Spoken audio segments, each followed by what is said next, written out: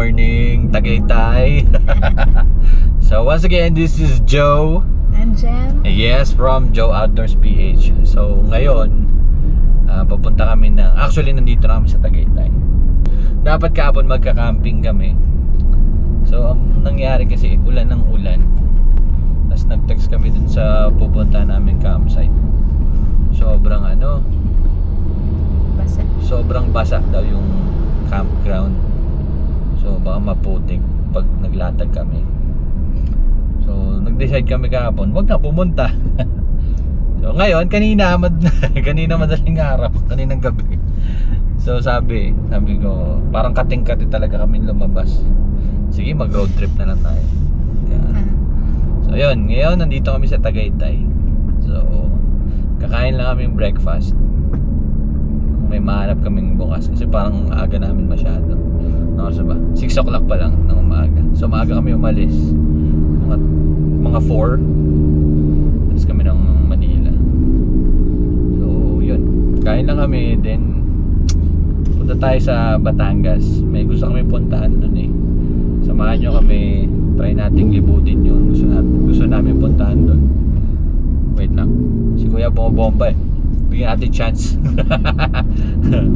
Bomba yun. So yun, punta tayong Batangas.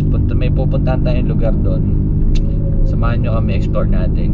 Wala mo ng camping, tamang road trip lang muna tayo ngayon. So let's go. So yan, dahil nga weekends eh. So last camping namin parang ba? Kay Kuya Boy. Oh, yung kay Kuya Boy B pa. So pareho kami, kating-kate yung mga paa, kating-kate yung mga puwet, gusto lumabas. So yun, dito kami napunta sa Tagaytay. So yun, namin pumunta sa Batangas. Meron kasi kaming gustong puntahan doon na bagong attraction. Hindi ko lang alam kailan nagbukas. So yun, samahan nyo kami. Kain lang kami, tas tayo ng Batangas. So yan, ito yung view namin ngayon.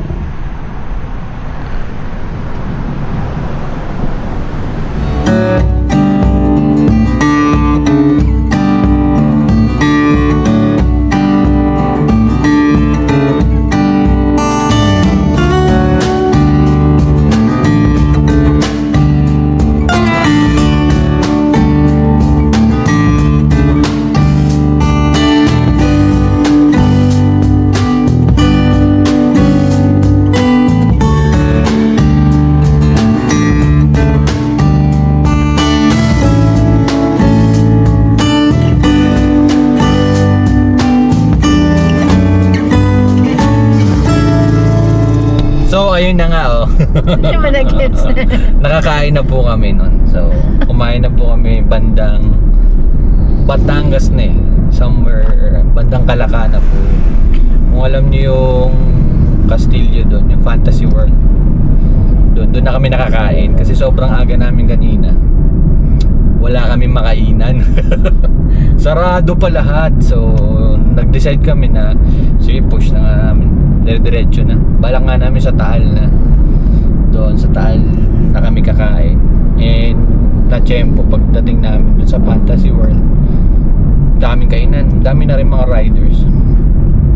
So doon na lang kami kumain. So, siyempre budget meal. Budget meal. Pero sarap naman. Lomi. Siya umorder ng pastil. Ganun lang kasi kaunti lang eh. Pastil. Sa kanya eh, hindi mo sa sisig eh. Sisig. Ganun lang. Kaunti lang. Pero ayos naman kasi kung ngayon papunta na kami ng doon sa sinasabi namin na pupuntahan natin. So konting taste na lang, papakita namin sa inyo. Yung sabihin para although for sure naman alam, marami nang nakakaalam ng lugar. Pero sa amin lang, na-miss kami kasi syempre. For konting na lang, pagdadrive, mga 1 hour and 22 minutes. Wow. So, yun. So, pag nandun na kami, yun, pakita namin sa inyo kung ano yung tsura. So, sana hindi mahaba yung pila kasi kumakain kami dun sa bandang Calaca. Ang sabi nung Sabi nung nambudol sa akin ng ano nga yan? Espasol. Nabudol ako na espasol eh. Kunyari ayaw magbenta eh. Pero kinuwentuhan ako eh. Wala na ako nagawa. Yun, sabi niya, may pila daw yun pagka weekends, pagka holidays, kasi marami nga daw pumupunta. So let's see kung anong kainat na namin doon. Yan, sana kung worth it naman yung pila, bakit hindi, di ba? Di ba? So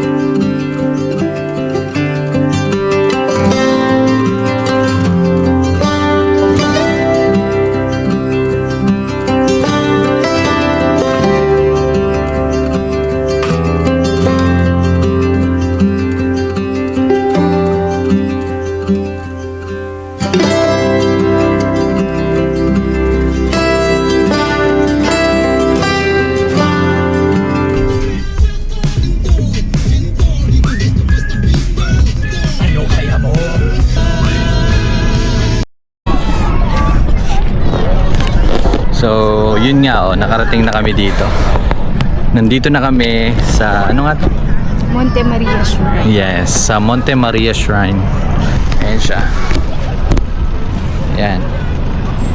So, hanggang dito lang kami. Tinry din namin pumasok sa loob, pero ang haba ng pila, tas Sunday pa ngayon mo nagmisa. So, tinanghali pa rin kami ng dating. So, yun.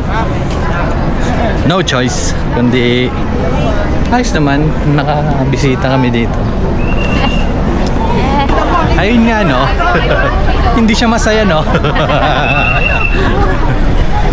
So epic fail kasi ang daming tao. Ayun, pwede doon picture. Advice namin kung pupunta kayo dito, wag na. Wag na pag linggo at Sabado. Siguro Sabado pwede. Punta kayo dito weekdays. Sunday wag na. Sayang lang. Tapos kung balak niyo magpalipad ng drone dito, kalimutan nyo na din. Sorry. Wag na. Kasi bawal na daw. Pwede daw noon, nung una.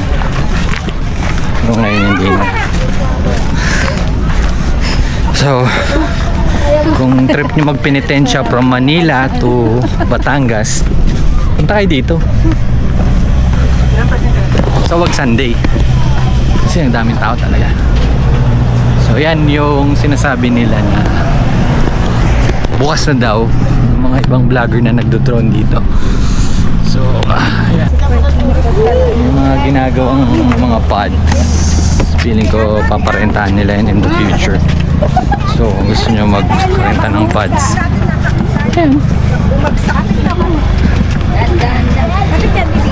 higa-higa lang kayo dyan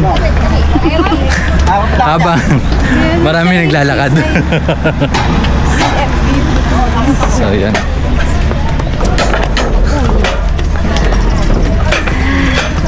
So, worth it ba pumunta dito? Pauwi na kami. Medyo napagod. Kasi gawa nung pinuntahan namin sa Batangas.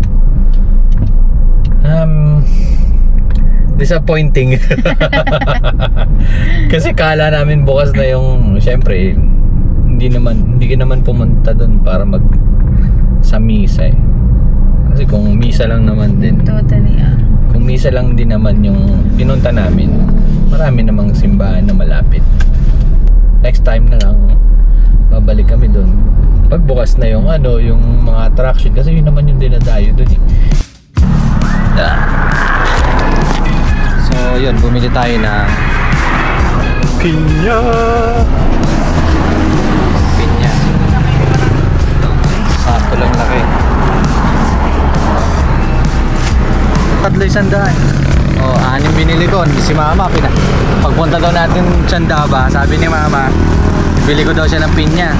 Hindi na ako bibili ng pinya doon. Tapos, ito, bibili namin to sa Batangas. Bibili kami atsara. Tapos, tapa. Isang katutak na tapa. So, nagamit na yung nabudol namin na box. Na ice box. So shoutout nga pala dun sa nagbayad ng cooler namin. Bayao, shoutout. Oh, gamit na gamit ang box. So yan, bawi ako pagbalik. Meron kayong tapang manok dito. See ya.